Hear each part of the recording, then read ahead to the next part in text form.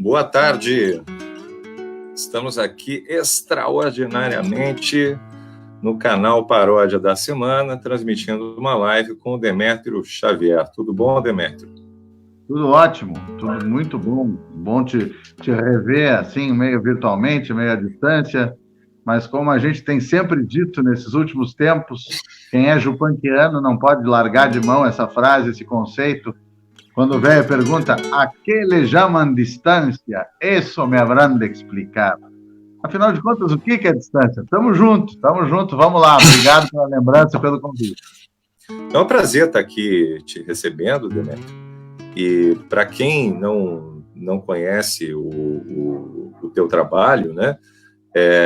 O Demétrio ele é considerado um dos principais intérpretes do Atahualpa Yupanqui, não apenas no Brasil, mas também na Argentina. Né? Música do Rio Grande do Sul, tanto do Uruguai como da Argentina, a gente lembra de alguns artistas importantes para nós, Tio Nico. Nesse ano, que é o ano do centenário de Atahualpa Yupanqui, o nome que vem à nossa cabeça é de Demétrio Xavier. E mais uma vez nos dá o prazer da companhia aqui no Galpão Crioulo. 31 de janeiro de 2008, 100 anos do nascimento do grande Atahualpa Yupanqui. O Demétrio não é um cover, não é um mero copião do grande mestre. Demétrio é um dos seus discípulos mais eméritos, respeitado em toda a Argentina, no Uruguai e, claro, no Rio Grande do Sul. Grande Demétrio. Demétrio Xavier, toca e canta pra gente aqui no Galpão Crioulo. En el cerro está nevando, las sendas ya no se ven, pero tengo buen caballo, no me he de quedar de a pie. En el cerro está nevando, las sendas ya no se ven, pero tengo buen caballo, no me he de quedar de a pie. Huella, huella, huellita, mi colorado, já não me queda nada, todo le dá. Então, Eu estava me escutando aqui, eu estava comentando o seguinte, que é muito interessante e talvez até um pouco um saudável complicador, né? Tu puxares numa conversa com esse nosso assunto, com essa nossa intenção de hoje, o nome do Yupanqui, porque o Yupanqui é alguém que propõe coisas muito interessantes sobre esse aspecto do poder da canção para a luta e para a resistência. Propõe com a sua vida, propõe com o seu exemplo, propõe com a sua obra, propõe com os conceitos que em alguma ocasião ele externou em entrevistas, enfim, numa obra autobiográfica como é O Pajador Perseguido. Então é muito interessante a gente tocar no nome dele aqui nessa chegada. Não só porque eu tenho esse vínculo com o Yupanqui que todo mundo sabe. A questão é a seguinte, é que talvez a gente esteja subvertendo qualquer ideia de segmento, de ordem e tal, mas é que isso aqui não poderia faltar agora. Eu sou um dedicado, digamos assim, não sou um cara muito afeito a essas idolatrias, a ser fã, não é bem essa a minha viagem, mas eu estou a vida inteira lidando com a obra de Yupanqui. E acho que a conheço bem, fiz um esforço enorme para conhecê-lo pessoalmente, tudo isso. Se eu fosse fazer um comentário de espectro político, assim, a traços grossos, eu considero o Yupanqui um cara bastante conservador. É preciso estar próximo da obra dele, até da própria vida dele, o que já se torna uma coisa um pouco indiscreta, para afirmar isso.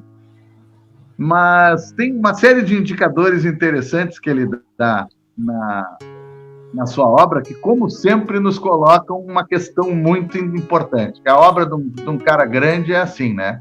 Ela sempre abre um negócio que não é de comprar na farmácia da esquina. É coisa para se mastigar, como ele próprio dizia, né? Para formar minha experiência, eu mastigo antes de engolir. Foi longo rodar de onde eu tirei a minha advertência, o meu cuidado, a minha prevenção, digamos assim, intelectual, moral. E a questão é a seguinte, é se a gente toma essa canção, essa poesia popular, como algo que fomenta ao longo do tempo, ao longo da história, que ajuda a criar uma consciência popular, uma consciência de classe, aí a gente chama como bem entender, ou se a gente está falando em algo mais instrumental, né? Esta canção para chamar para aquela luta específica naquele específico momento histórico. E Yupanqui, sem dúvida, é um grande... Olha que palavra horrível. Palavra mercadológica deslocada. É um grande fornecedor dessa primeira vertente. Certamente não o é da segunda. E nem queria ser. Era um cara que dizia assim, tenho pavor do papo da canção de protesto, profissionais do protesto longe de mim, não tomem minha música como isso. E daqui a pouco ele solta assim, o que o cantor deve fazer é fixar a sua época. Puxa, isso dá uma ideia de compromisso histórico, mas também de historicidade, né? Não só compromisso assumido propositalmente, mas historicidade da música popular, da canção, da poesia, que é belíssima. Então, se tu tomares tudo que esse cara escreveu dos 17 anos até os 84, e é esse o espectro mesmo, ele começou com 17, um caminho del índio, e morreu trabalhando, certamente ele produziu muitíssimo para a consciência popular americana. Trabalhadora, indígena, enfim, mestiça, crioula, para as questões relacionadas ao meio ambiente, para as questões relacionadas a todas as grandes injustiças distributivas da nossa história, do nosso continente, sem dúvida. Agora, muito dificilmente tu vai encontrar um tema dele que tenha sido feito instrumentalmente para lutas específicas, como a gente vai encontrar dezenas maravilhosas do Viglietti, do Victor... Cita Rossa, né, também, né?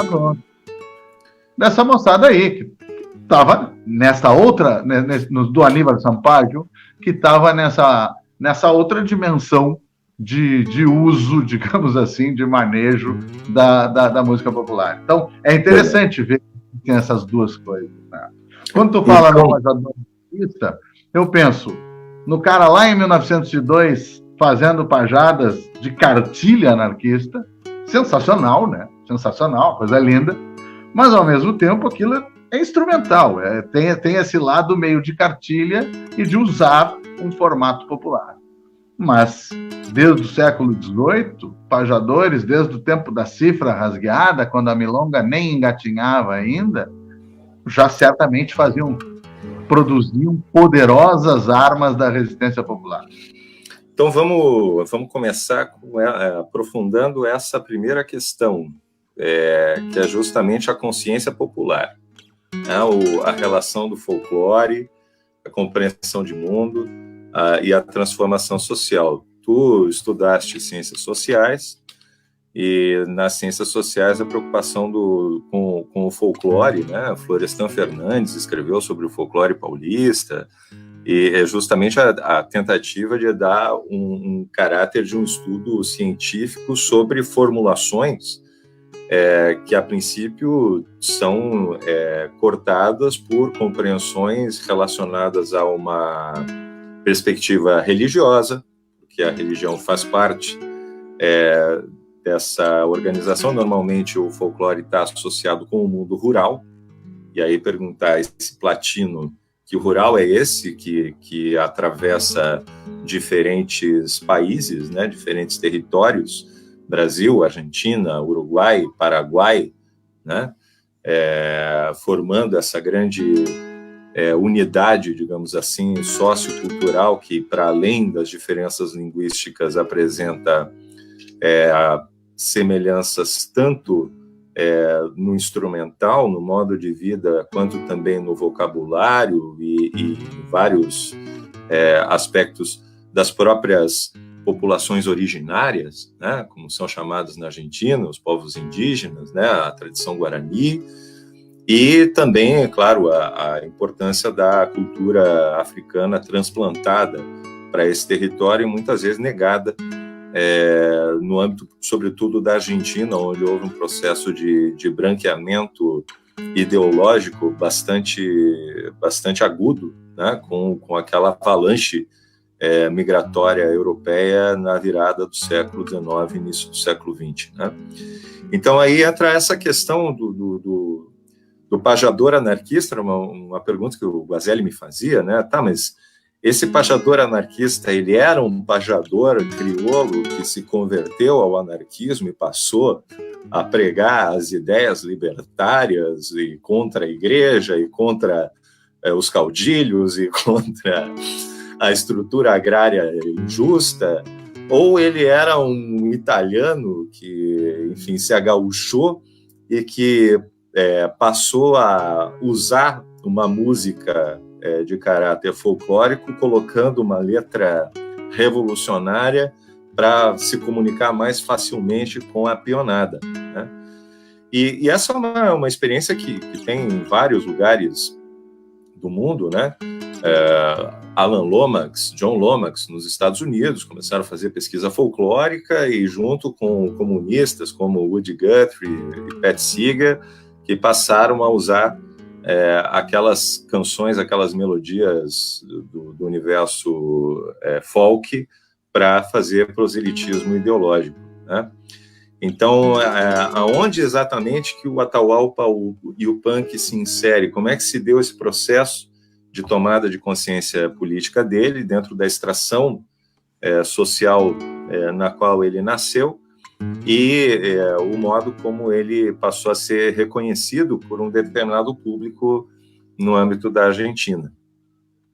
Eu não sei se o Caco Guazelli, eu chamo ele de Caco Guazelli, não sei nem se ele gosta que eu faça isso publicamente, mas assim é um carteiraço que eu dou, de ter intimidade com o professor, importante, bacana. Mas a gente de fato é amigo, e quando o Guazelli fala sobre esse anarquista italiano da virada do século que pudesse eventualmente ter se apropriado do formato da pajada, a primeira coisa que eu me lembro é que é de um italiano, é uma das músicas mais emblemáticas do universo crioulo argentino, e é de um italiano que achou por bem trocar o pseudônimo, trocar o sobrenome, usar um pseudônimo bem hispano-crioulo, Morales, quando ele se chamava Profili, como sei lá quantos criadores do chamado folclore, que na Argentina e no Uruguai o pessoal não vai num conceito muito castiço e usa essa ideia mais elástica de que música popular tradicional de raiz rural eles chamam de folclore e ao músico que o faz de folclorista. E milhares de folcloristas gringos até a raiz dos cabelos e que se acriolam para poder conduzir essa história. Não é uma... Tu sabes que foi uma coisa que me chamou muito a atenção lá em Santiago, do Chile, quando eu estive lá, eu queria almoçar, daí indicaram, tem um restaurante ali no primeiro andar, na Praça de Armas do Chile, bem no centro, né? E eu cheguei lá, era um bifezinho e tal, e coincidiu de ser na Sociedade dos Folcloristas Chilenos. Tinha lá retratos do Victor Jara, Violeta Parra. Eles são folcloristas que pesquisam folclore e que tocam. Não tem uma separação entre o pesquisador acadêmico e o sujeito que toca, que interpreta. Não, é a mesma função. Eles gostam mais de usar o termo folclorólogo para o que nós chamamos de folclorista. E muitos são ambas coisas, né? São folclorólogos e folcloristas na acepção deles. E certamente o Victor Jara e a Violeta Parra foram buscar muita coisa, foram recompilar muita coisa. Lembra aquela parte bonita do filme da Violeta? Ela caminhando e o Ángel carregando aquele imenso gravador de rolo, né? Mas eu não queria deixar passar aquilo que tu tinhas me proposto antes ali. onde é que se inseriria o Yupanqui nessa questão de pegar, eu não vou chamar, fica grosseiro, de pegar uma carona, mas enfim, tomar um formato pré-existente para dizer algo que ele quer dizer, ou ser organicamente um pajador. Certamente ele não é organicamente um pajador, tem uma confusão que a gente faz muito aqui no Brasil. O pajador é um improvisador, é um repentista. E ele não era um pajador. Ele toma o formato da pajada e se coloca na pele de um pajador. Naquela obra, claro, ele tem uma obra enorme, mas vamos falar especificamente do Pajador Perseguido, que é onde ele se coloca mais politicamente.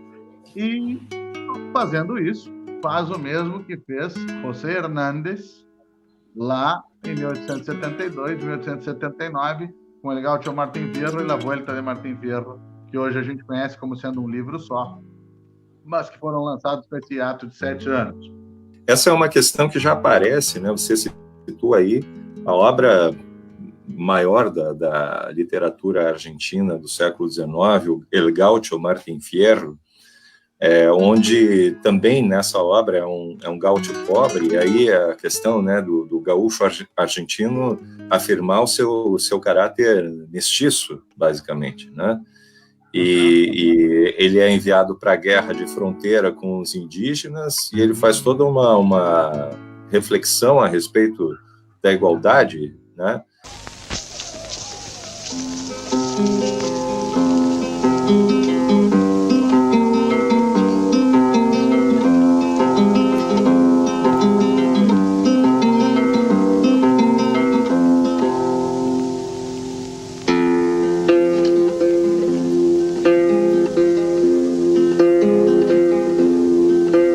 Suene el encordado, mientras encuentre el compás, yo no he de quedarme atrás sin defender la parada, y he jurado que jamás me la han de llevar robada.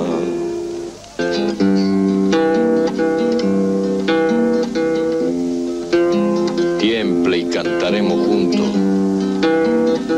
trasnochadas no acobardan, los concurrentes aguardan, y porque el tiempo no pierdan, haremos gemir las cuerdas hasta que las velas no ardan. Yo no soy, señores míos, yo no soy, señores míos, sino un pobre guitarrero. Pero doy gracias al cielo porque puedo en la ocasión toparme con un cantor que experimente este negro. Yo tiro cuando me tiran, yo tiro cuando me tiran, cuando me aflojan aflojo. No se ha de morir de antojo quien me convida a cantar, para conocer un cojo lo mejor es verlo andar. José Hernández era um cara que tinha feito todos os ofícios, inclusive os mais urbanos disponíveis na época, né? Jornalista, enfim, e que toma esse papel do pajador para dizer coisas. Então, a primeira coisa que nos chama a atenção é que, pelo jeito, esse rapsodo pampiano tinha mesmo essa função. Tinha um discurso bastante afiado, bastante comprometido, bastante capaz de fixar a sua época e de gerar consciência, porque senão os caras não tomariam esse exemplo, né, como uma forma de fazer um discurso de luta. Isso nós não podemos escapar dessa observação, né? E é onde caras como o Yupanqui, num formato, nessa estratégia artística que ele tomou, é onde ele é mais ferino, ele é mais porrada, né? Embora tenha uma coisa muito interessante, que as estrofes mais porrada ele tirou. Quem conhece a versão que não foi gravada e publicada sabe que tem algumas estrofes um pouco mais salgadas. Mas ele está falando de coisas muito específicas dele, de épocas muito específicas, sobretudo do seu conflito com o Perón e o peronismo. A ditadura de 76 já encontra Yupanqui vivendo praticamente fora do país todo o tempo. E ele diz: eu não sou um exilado, assim como ele não é um cantor de protesto, eu não sou um exilado, eu sou como as andorinhas sem passaporte, eu vou e venho, o mundo, etc. Né? Tem belas frases a respeito. Mas o bicho pegou para o lado dele, no final dos anos 40, por causa de uma defesa veemente que ele faz dos povos originários. Olha que interessante, exatamente o que falar. De uma marcha coja que é feita para Buenos Aires e que contraria profundamente o nosso querido general Perón. Então, ali ele compra uma briga muito feia. E ali meio que se decide essa história dele de fazer sua carreira fora do país, quase integralmente a partir dali, acabar morrendo na França, como morreu lá em Nimes, em 1992. Mas é interessante de tudo isso, se eu estou sendo um pouco desconexo, um pouco doido, estou tentando aproveitar algumas coisas que tu disseste que me parecem muito legais. O que para mim sobra de muito visível, muito perceptível, é que afirmar o seu de uma maneira orgulhosa, reivindicativa, a sua identidade, o seu hábito, a sua ancestralidade, a sua crença, a sua descrença, a sua desconfiança, afirmar isso num código artístico é de um vigor político enorme. E aí já se perde a questão, se perde não, mas não necessariamente ponteia aí a questão de se é isso que o cara está querendo ou não. Ao longo da construção do discurso pajadoril, como eles dizem na Argentina, existe muita arrogância, muita afirmação, muito elogio do seu universo, à medida dos alcances daqueles cantores populares. Depois, quem tomou esse formato e percebeu nele uma arma que poderia ser muito bem usada para lutas pontuais, já é uma segunda etapa, né? Uma figura que é um híbrido maravilhoso disso, não é o único, certamente, mas é o que está me vindo à memória agora, na verdade, dois. O uruguaio Carlos Molina, que é um anarquista e pajador. Não pula de um cercado para o outro por razões instrumentais. É um pajador anarquista, Carlos Molina. Né? Eu não o conheci, ele morreu já há bastante tempo, mas eu conheci com 92 anos o Héctor Umpierres, que teve um duelo a cuchillo com ele, que é uma história muito mal contada, né? Que cada um falava mal do outro, mas quem quase morreu foi o Héctor Umpierres.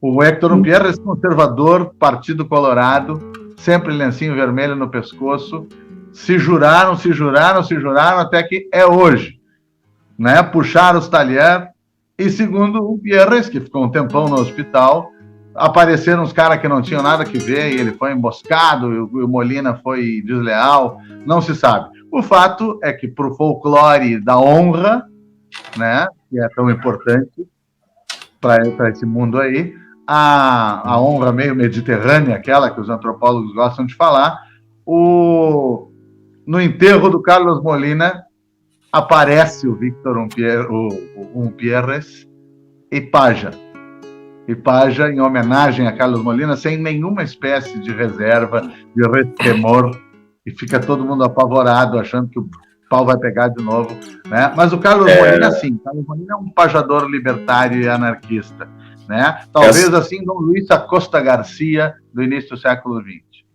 E também tinha o Gavino Pérez, né, que canta a milonga que narra a tragédia da Patagônia Rebelde, aquela greve, né, que foi realizada lá e tal.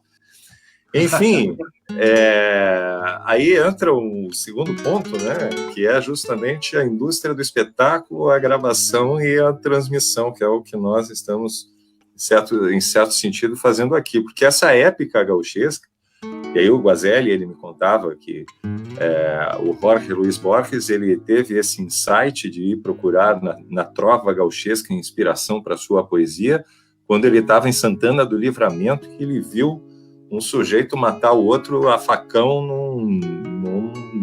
no bolicho.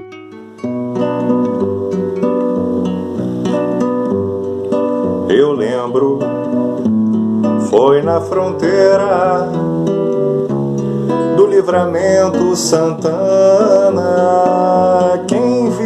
a morte de um homem,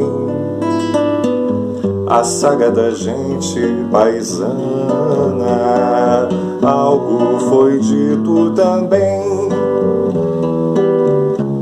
de um gaúcho e seu destino, vendo o tempo a transcorrer no chão do sangue vertido. Quem sabe por que razão lhe apareceu esse homem? Queria tanto saber quem terá dito o seu nome. Alto desceu do bagual, muito quieto e comedido, capaz de um mundo enfrentar, ignorar os perigos.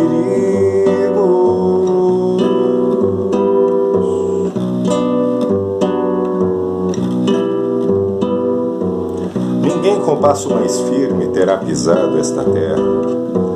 Ninguém viveu como ele, nem no amor, nem na guerra. Sobre as ruas, as casas, as praças de Livramento, andava Jorge Luiz Borges a viajar pelo tempo. Sabe Deus quem vai saber dos amigos desse homem. Senhores, só estou cantando o que conta Jorge Luiz Borges. Sei que o Piazzolla é o melhor, que a milonga é castelhana, mas nasceu foi no Rio Grande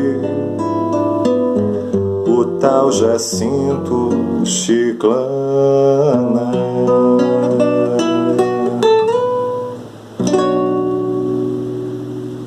Mas retomando lá o Anatol Rosenfeld, naquele livro sobre o teatro épico, ele caracteriza 3 tipos de música, basicamente, e acho que isso ajuda a gente a entender como que esse folclore ele é incorporado na indústria cultural, chamada indústria cultural. Ele coloca a canção épica, lá do Homero, cantando a guerra, e isso também faz parte da épica gauchesca, né? Cantar as guerras, os caudilhos e todas as façanhas que foram realizadas, às vezes sem muita intenção disso, né, de construir a pátria, construiu a despeito, né, disso. A canção lírica, que é aquela onde o poeta fala do seu sentimento, né, diante do mundo, de uma flor, ou, enfim, das suas paixões, né, mas marcada por essa subjetividade. E o canto dramático, que envolveria esse desafio, né, de pajador para pajador, né, eu canto para ti, para que tu me respondas, né, e que seria a base, inclusive, do surgimento do teatro grego e tudo mais. E parece que a canção romântica, a lírica, ela acaba se impondo no âmbito da indústria cultural, né? Você cria determinados sex symbols, digamos assim, que capitalizam o sentimentalismo alheio. E aí, de que maneira esses pajadores, como o Atahualpa Yupanqui, e aí a gente pode pensar também Violeta Parra, que teve um papel importante nisso, eu citei Woody Guthrie lá nos Estados Unidos também, nos anos 30, né? Cantando experiências do povo, cantando coisas que ele viu e que ele se indignou, o tal do protesto social, digamos assim, né? Que seria uma forma embrionária, e o modo como isso acaba entrando na indústria cultural, nos discos, a atividade de rádio do Atahualpa Yupanqui. Ele inclusive participou de filmes, né, na Argentina, o Atahualpa. Então, o Calabrão, até a Raiz de Cabelo, divertidíssimo ver ele transformado em ator.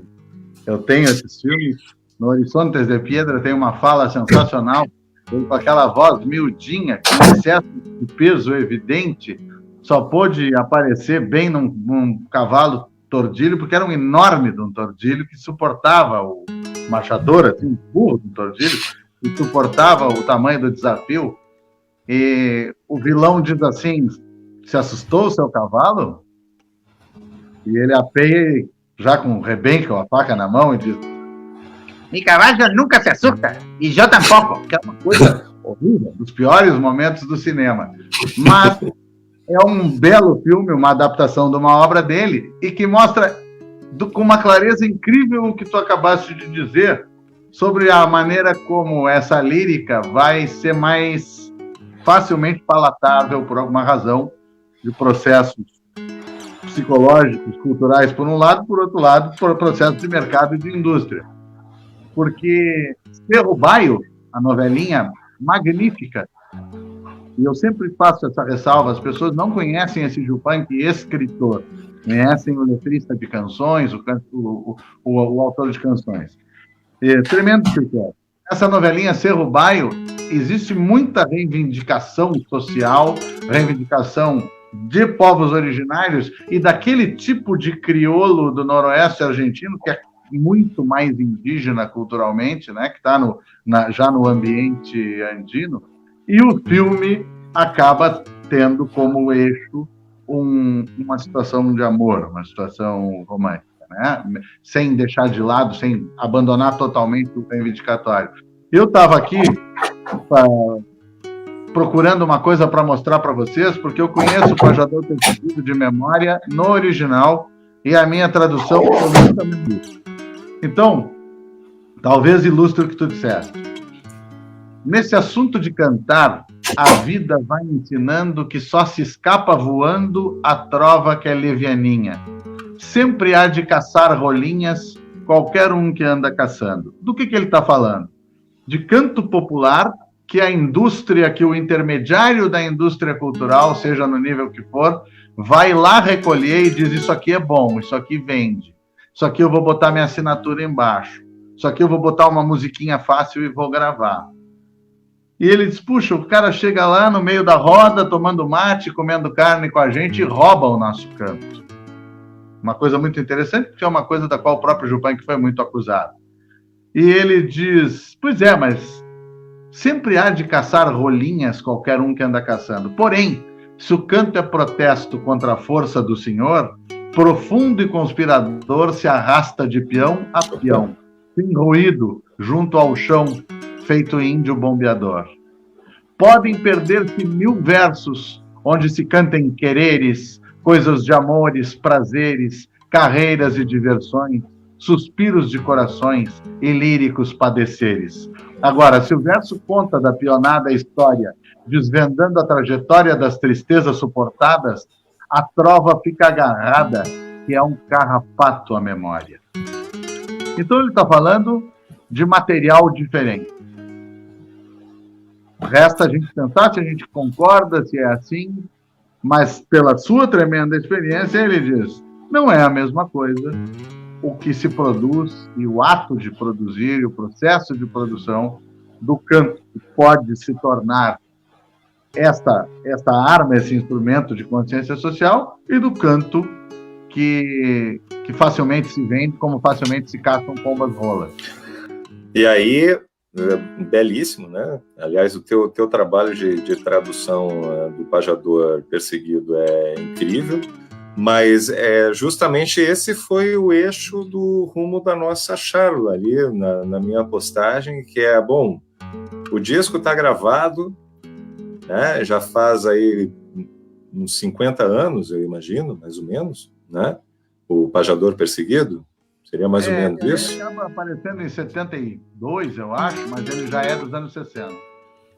E aí, com o passar do tempo, quantas apropriações esse disco ele pode ter, quantos sentidos diferentes ele pode passar a representar dentro dessa lógica. Quer dizer, além de você, Demétrio, alguém mais já regravou essa obra do Yupanqui, o Pajador Perseguido? Integralmente não. Há pedaços, há sobretudo uma parte muito conhecida, assim, parte não, porque são partes distintas, algumas estrofes esparsas, gravadas pelo Jorge Cafrune. E acho que tu acaba me dando uma chance muito legal de falar no Cafrune por causa de algo que eu gostaria de mostrar. Mas o Cafrune grava algumas estrofes, outras pessoas fazem isso, assim como há traduções parciais para o francês, para o japonês, onde o punk tinha um tremendo público, e para o quichua argentino, né? O quichua santiaguenho, vamos dizer assim. Mas não há outra tradução integral como a minha e não há uma interpretação integral como a minha, além, claro, das duas interpretações gravadas pelo próprio Jupunk. Se tu me der licença, tu falasse sobre o que a gente conversou a partir da tua postagem, e importa muito falar sobre isso, porque eu acho que é uma angústia bem deste momento, sobretudo para quem faz o que a gente faz, para quem lida com música popular, enfim, que é o risco, e a gente tem que enxergar o risco, evitá-lo, conviver com ele, enfim, de que o nosso campo na luta, coloquem nosso entre aspas, campo entre aspas, é claro que sim, não vamos tentar pormenorizar tudo, que a gente não vai chegar antes do amanhecer no laço de chegar. Mas o nosso campo numa briga feia política, como a gente está vivendo atualmente, e viveu em outros momentos, tem que ter muito cuidado para não se satisfazer narcisicamente, com o seu próprio discurso. Então, nós chegamos a uma expressão, conversando, já não sei quem de nós disse, Rafael, eu e tu, que é aquela história de perde-se a guerra, mas ganha-se a guerra cultural.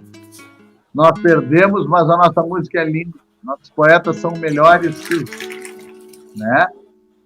Parece uma ironia sarcástica, uma ironia até cruel, mas é porque a angústia se justifica e porque esse risco existe. Quando a gente pensa num cara como o Victor Cara, trucidado, simbólica e realmente, nos primeiros dias, nos 3 primeiros dias, ou nos 5 primeiros dias do golpe chileno de 1973.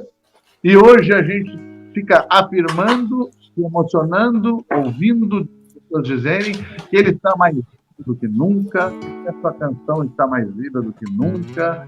Pois é, mas toda aquela longa ditadura, com todos aqueles mortos, a própria perda dele próprio, sob terrível sofrimento, terrível violência. Imaginem que vocês sabem o que eu faço, as pessoas que me conhecem, se tivesse dito agora que renego da música como instrumento de luta. Claro que não, em grande parte não é a única coisa que eu faço na vida, mas certamente é uma das coisas mais importantes da minha condição de artista. Agora, é preciso prestar atenção nisso, é preciso prestar atenção nesse risco que a gente corre de ver uma passeata multitudinária cantando El Derecho de Vivir em Paz e dizer, aí está o Victor, aí estamos todos nós, aí estão as grandes bandeiras. Sim, mas temos perdido muito, temos apanhado muito, temos tido muita dificuldade em converter esse belo patrimônio, talvez em arma mais eficiente, não sei. Não é possível se contentar com essa coisa edulcorada da beleza do que nós produzimos. Inclusive, e talvez principalmente, porque aí temos que falar que nós é este.